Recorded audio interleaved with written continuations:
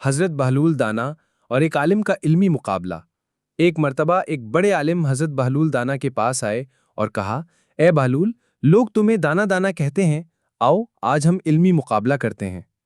बहलूल दाना ने मुस्कुराकर कहा कि ठीक है, लेकिन शर्त यह है कि सवाल तुम करोगे और जवाब मैं इशारा करूंगा। फिर मैं सवाल करूंगा और तुम इशारे में जवाब देना। आलिम मान गया। पहला सवाल। आलिम ने अपनी एक उंगली ऊपर की और कहा, क्या तुम ये मानते हो कि खुदा एक है? बहलूल दाना ने जवाब में 2 उंगलियां दिखाईं।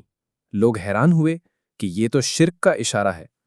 आलिम ने खुश होकर कहा कि देखो, ये तो 2 खुदा मानता है।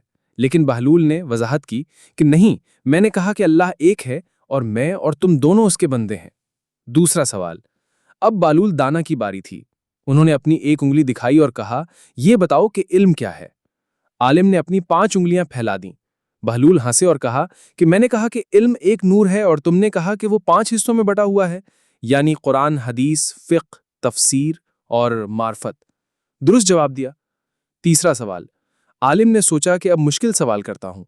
उसने अपने हाथ से गोल दायरा बनाया और कहा, यह दुनिया किसकी मलकियत है?